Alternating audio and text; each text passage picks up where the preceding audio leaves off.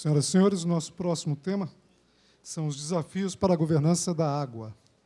Quem fará a abertura da palestra e será o moderador é o senhor Walter Tesch, que convidamos a vir ao palco, que é o coordenador de recursos hídricos da Secretaria de Saneamento e Recursos Hídricos.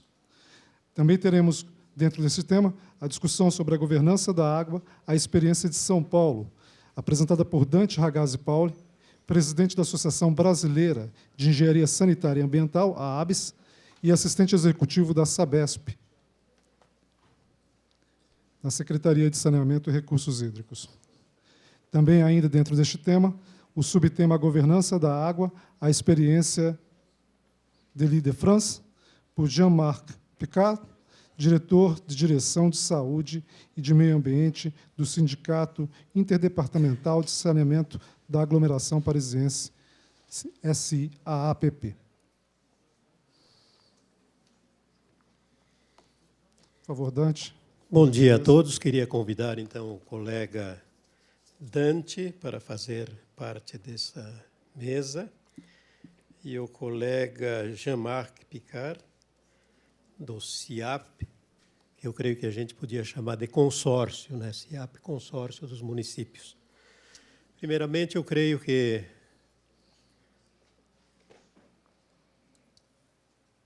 nós temos agora uma hora bastante disciplinada para concluir, porque nós retrasamos.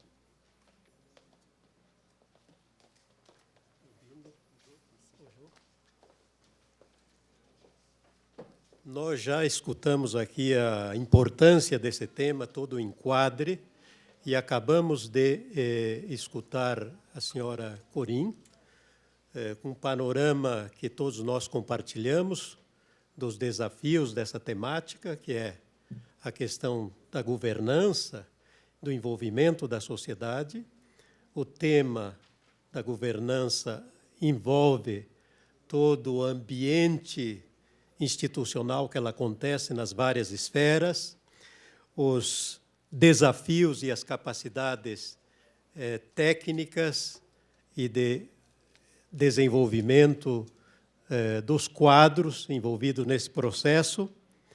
Vimos também o desafio de monitoramento de indicadores para avaliar como isso acontece, os instrumentos, e o enorme desafio das relações institucionais nas várias esferas que constituem, digamos, a gestão da governança para que isso aconteça, para alcançarmos aqueles objetivos que nós almejamos para viver como espécie, também nesse tema que foi colocado aqui, no início, dos grandes aglomerados urbanos, que nunca aconteceram na história, mas hoje nós vivemos, aqui nos estudos recentes da macrometrópole, que é, vamos dizer, um esboço desse esquema de plano diretor que falou a senhora Corim, que poderia enriquecer-se nessa linha, incorporando todas essas variáveis ali por ela colocada,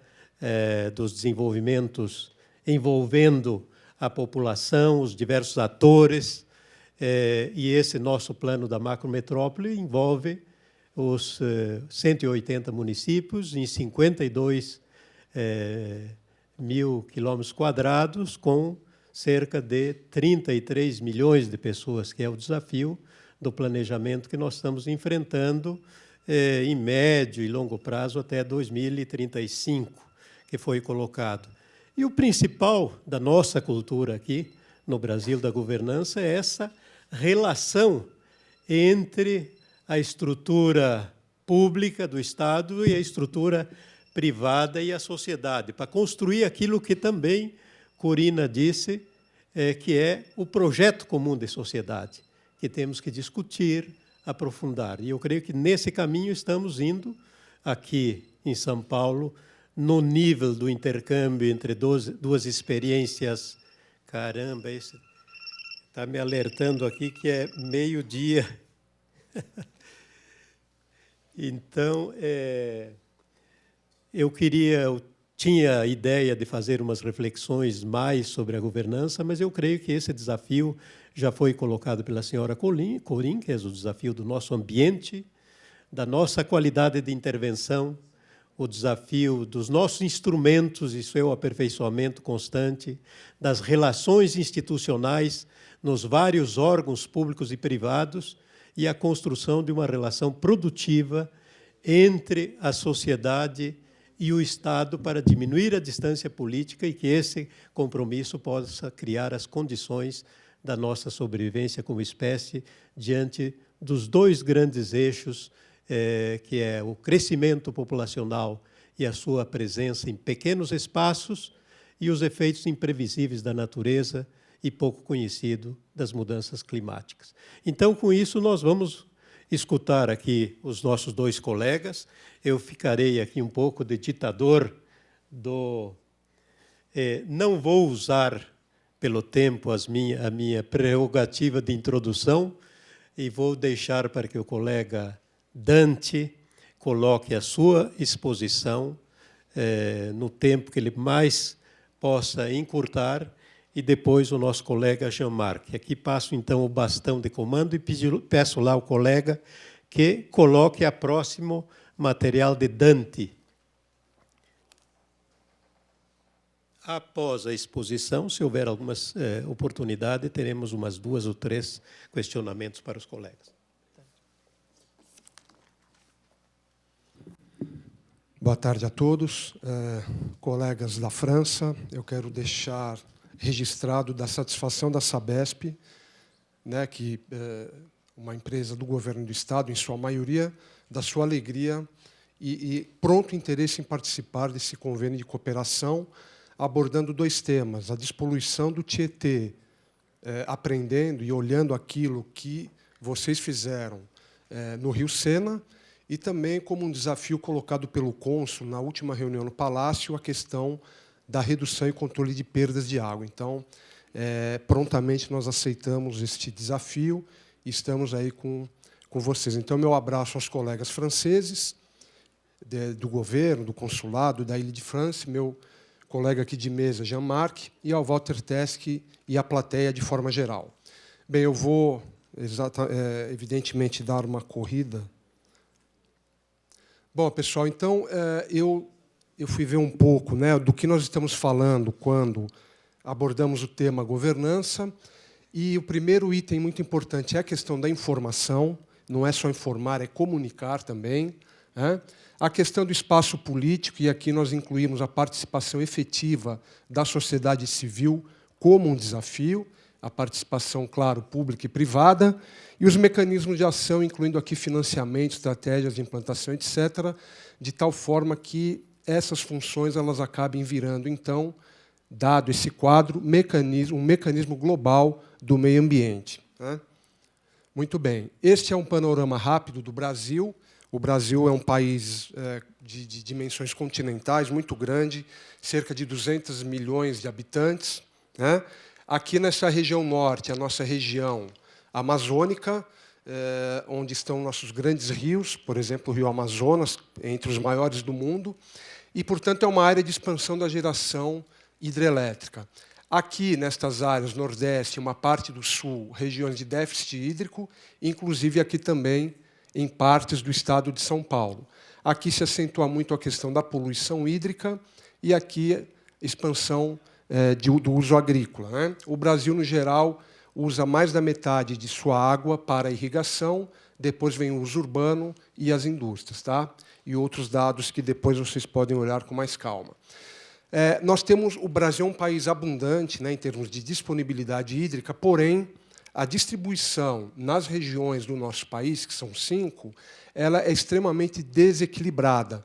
Então, por exemplo, aqui na região que nós estamos, na região sudeste, aqui é o estado de São Paulo, nós temos aqui 43% da população brasileira e, no entanto, apenas 6% dos recursos hídricos brasileiros. Isso, então, já mostra o primeiro e grande desafio. Que instrumentos nós temos para gerir os recursos hídricos, tá? A nossa lei federal é de 1997, ela institui a Política Nacional de Recursos Hídricos e cria o Sistema Nacional de Gerenciamento de Recursos Hídricos. Ela tem, na minha opinião, uma lei bastante interessante, bastante moderna, aliás, baseada na lei francesa, né? E ela traz alguns instrumentos muito importantes e o principal deles é que adota como unidade de planejamento exatamente a bacia hidrográfica. Isso é muito importante, até depois de tudo que a gente já ouviu aqui dos colegas franceses, né? E também dos nossos secretários. O que é importante, e aí tem outros, né? outras particularidades também muito importantes, como a cobrança pelo uso d'água, cada vez mais sendo acelerada e implantada, o enquadramento de corpos d'água, outorga de direito, né, de uso de recursos. De qualquer forma, os órgãos gestores e ambientais sempre devem ser fortalecidos. Aqui, isso já é um desenho que vem da lei, né, e ela nos mostra já um pouquinho da governança, ou seja, nós temos aqui, o Brasil é uma república federativa, com 26 estados e um Distrito Federal, onde fica a nossa capital. Então, cada estado, nós temos no âmbito nacional, o Conselho Nacional de Recursos Hídricos, ligado ao Ministério do Meio Ambiente, onde há também a Secretaria de Recursos Hídricos, e o gestor no nível nacional é a nossa Agência Nacional de Águas, né, que tem um papel importante aí nos desenvolvimentos das ações ambientais. No nível estadual, nós temos o Conselho Estadual de Recursos Hídricos, ligado ao governo, e aqui, no nosso caso, em São Paulo, é o DAEE, Departamento de Águas e Energia Elétrica, né?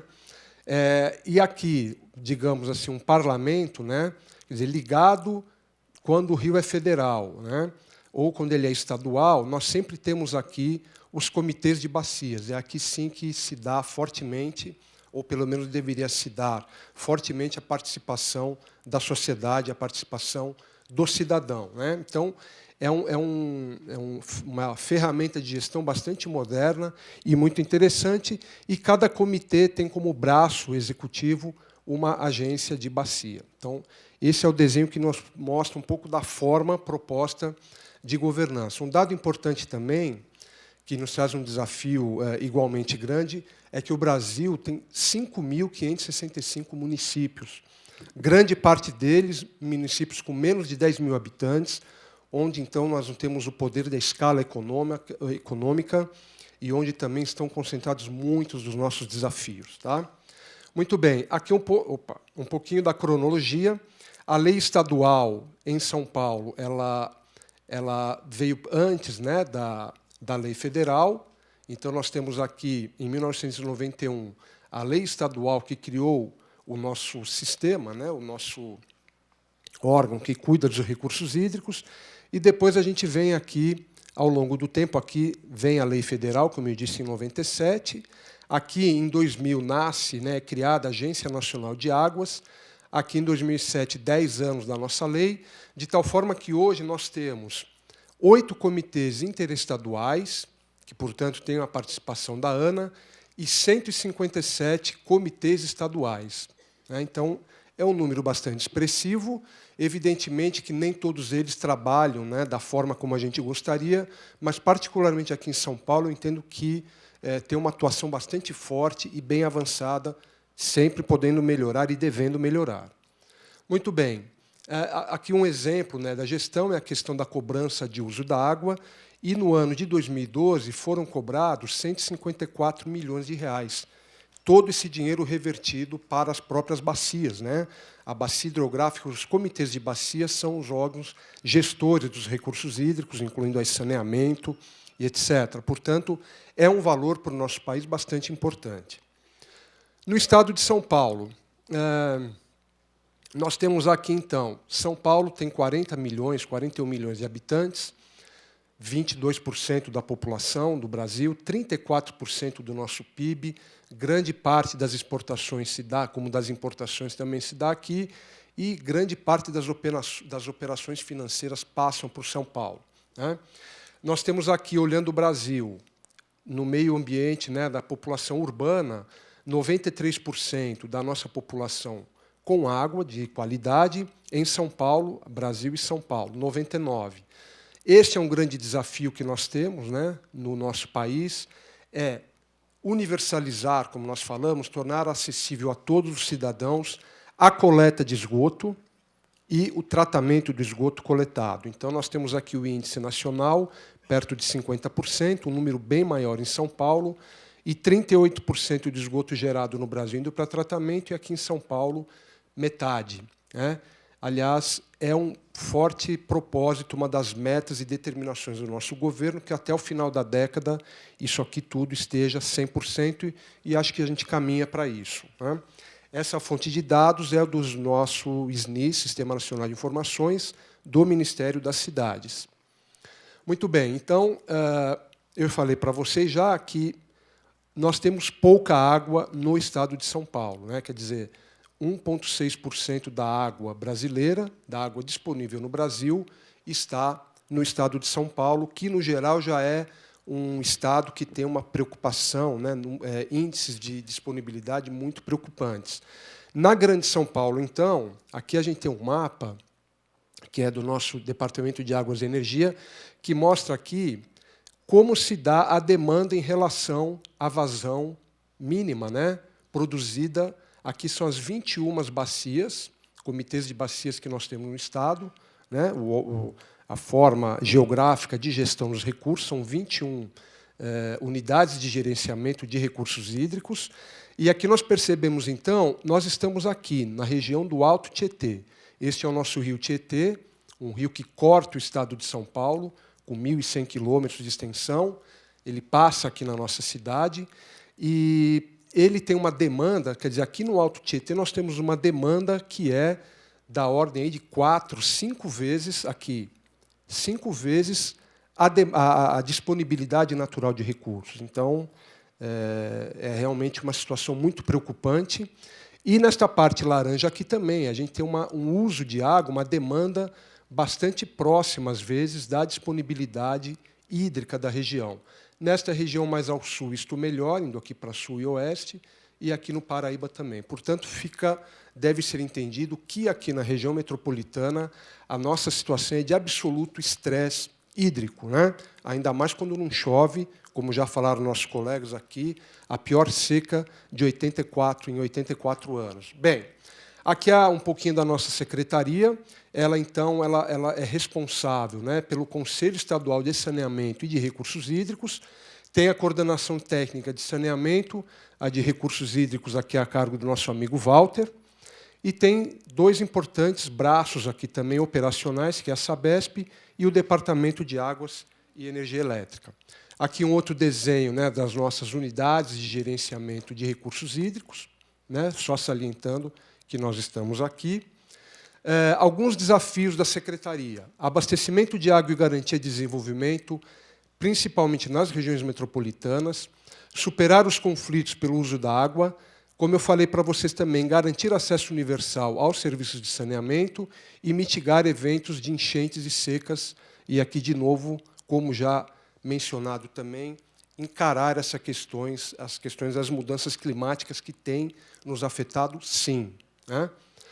Aqui, para vocês terem noção, as metas, então, como eu tinha também já mencionado, a meta até o final da década é 100% com água, aqui tem uns errinhos, me perdoem, 100% de coleta e tratamento. Vocês percebam aqui que a Sabesp ela é o grande braço executor de saneamento no estado, né, com 366 municípios sendo operados por ela, com um investimento previsto, né, nesse período 2011-20, que é quase a totalidade do que se investirá, que tem se investido aqui no estado. Então, a Sabesp, de fato, é um organismo muito importante, mas a gente também tem sistemas municipais importantíssimos aí no estado, né, e temos também avançando a participação da iniciativa privada, né.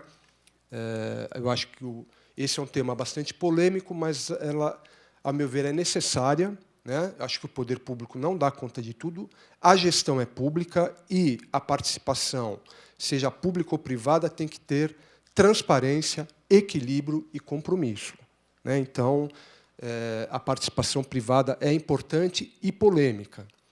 Muito bem. O governo do estado também subsidia, como eu falei para vocês, atua basicamente, principalmente nas cidades, quando falamos em subsídios, né, nas cidades com populações menores. E aqui alguns programas que eu não vou detalhar, mas tem assistência técnica, tem programas de transferência de recursos para serviços municipais. Esse programa, eu vou falar um pouquinho dele depois, o Se Liga na Rede, né, que é uma parceria com a Sabesp. O Água é Vida também atua em comunidades rurais, vejam como isso é importante. Né? Opa, depois nós temos aqui o Água é Vida, já falei das rurais, o FEHIDRO, que está repetido, mas é o Fundo Estadual de Recursos Hídricos, extremamente importante também, né, que vem das demandas e discussões das bacias, dos comitês, né, e acaba, então, sendo fruto da participação de governos e sociedade civil. Oxa. O programa Água Limpa, que também coloca tratamento de esgoto nas cidades menores, controle de enchentes, programas de manutenção em corpos d'água, reservatórios de contenção de cheias, né, e um parque linear muito interessante que está sendo construído ao longo do Tietê, desde ali da Penha até a nascente do rio, em Salesópolis, com uma extensão prevista de 75 quilômetros. Agora eu vou focar um pouquinho a apresentação, já para encerrar, na região metropolitana de São Paulo. Tá? A região metropolitana de São Paulo, nós estamos falando aqui de 17% do PIB brasileiro, ela é composta por 39 municípios e tem uma população estimada aí em 20 milhões de habitantes. Como o Walter falou, hoje a gente já planeja, não olhando mais a região metropolitana de São Paulo isolada, mas sim olhando as outras regiões e formando o que nós chamamos de macrometrópole paulista. Né? Então, aqui nós temos perto de 31 milhões de habitantes, né? Região de Sorocaba, Campinas, Paraíba e Baixada Santista. Então, é uma grande região, né, responsável por 25% do PIB do Brasil. Reparem a importância física e econômica desta região. Agora, ela se caracteriza, falando em recursos hídricos, por uma escassez de quantidade e qualidade de água, né, e alta complexidade e diversidade de conflitos em termos da gestão dos recursos hídricos. Acho que vocês todos têm acompanhado, né, e para os nossos colegas franceses saberem, esta é uma região muito importante do Estado, e parte da água que a gente consome aqui em São Paulo, na região metropolitana, ela é importada da bacia dos rios que passam aqui pela região de Campinas. Essa é uma discussão muito interessante, muito rica, que conta com a participação do DAE e da ANA, já que aqui a gente está falando de alguns rios federais. Uma coisa importante, agora falando da região metropolitana, incluindo aqui alguns municípios bem ao norte, como Bragança, porque essa é a base de operação da Diretoria Metropolitana de São Paulo. Nós passamos aqui, gente, por um problema sério no passado recente, que foi o crescimento absolutamente desordenado da população, totalmente desordenado. Felizmente, os últimos censos nos mostram que a taxa de crescimento geométrico já caiu aqui para 1,7%, e no último censo realizado, nós percebemos 1% de crescimento. Então, o que é que ocorreu nessas últimas décadas? Um crescimento absolutamente desordenado, muito forte o fenômeno migratório, todo mundo vindo aqui à procura de trabalho, de condições de vida melhor, vindo para a região metropolitana. Agora, um fato muito importante, toda essa região central da nossa região metropolitana, ela perdeu população. Né? Então, regiões em que você tinha toda a infraestrutura colocada, água, esgoto, coleta de resíduo, energia, etc., esse pessoal, por problemas, evidentemente, econômicos, eles foram para a periferia de São Paulo, onde não havia a infraestrutura. Inclusive, foram ocupar regiões de mananciais importantes da nossa região. Portanto, esse é um fenômeno que a gente muitas vezes fala, mas falta planejamento. Não é fácil planejar assim, né? E cá entre nós, acho que planejamento é uma palavra e é uma atitude que nós, no Brasil, devemos fazer com muito mais força e seriedade. Né? A gente não pode crescer sem planejamento. E é isso que a gente viu no país de uma forma geral. Tá certo? De uma forma geral, então, toca o operador e botar infraestrutura na periferia. Né? O operador, eu não estou falando só de água e esgoto, tem que levar transporte. Então, a gente precisa organizar isto melhor. Mas o que, de fato, ocorreu foi isso. Né? Então, hoje, a gente percebe o que a gente chama de centrifugação, uma reversão, quer dizer, as pessoas agora voltam, se vocês observarem aqui, voltam paulatinamente a ocupar o centro, uma menor pressão em áreas de mananciais, o que é muito bom, né? E um crescimento mais acelerado aqui para a região oeste da Grande São Paulo. E aqui vocês percebem algumas... nós temos, então, as regiões de estrutura formal, esse aqui é o nosso Rio Pinheiros, aqui pertinho, né? E essas regiões periféricas com infraestrutura deficiente, dificuldade na instalação de rede de água e esgoto, porque onde a gente ainda tem que botar rede é exatamente na beira de rios, nos fundos de vale, que não deveriam, mas estão ocupados na sua grande maioria, né? Maior crescimento populacional, consome menos água, dada a característica econômica, e a ocupação de áreas de mananciais.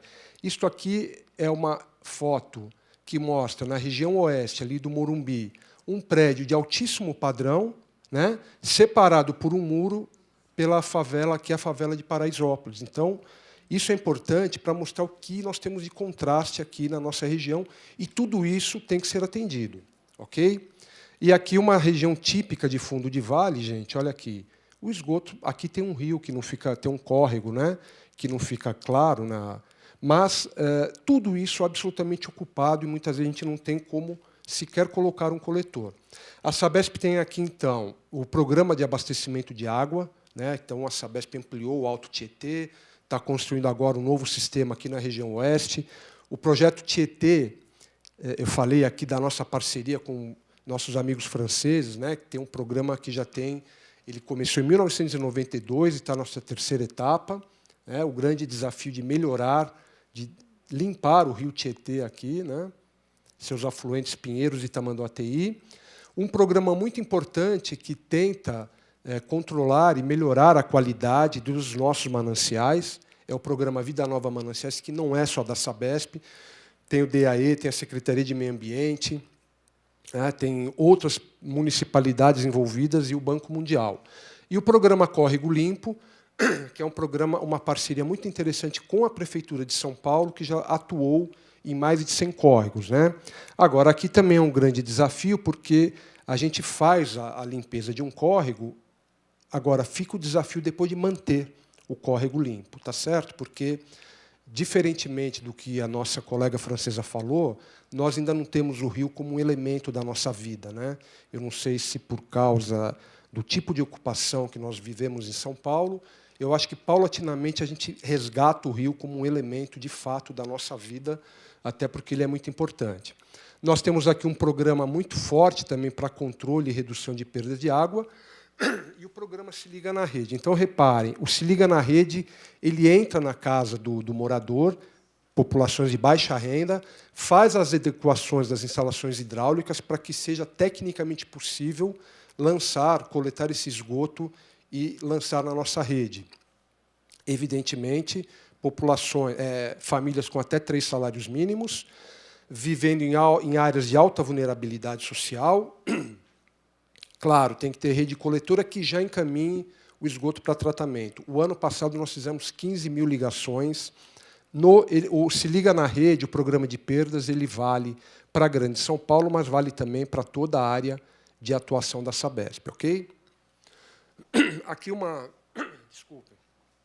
Aqui uma vista aérea dos nossos mananciais, né, 8 grandes sistemas, 7, na verdade, né, o Guaraú, que é o sistema Cantareira aqui, né, uma área ainda bem preservada, o sistema Alto Tietê, aqui na região leste, o sistema Guarapiranga-Billings, vocês reparem aqui, né, com um grande contingente de populacional aqui na área da bacia, a mesma coisa aqui na Billings, o sistema Rio Claro, de ótima qualidade, o Alto Cotia e o Baixo Cotia, que também estão aqui.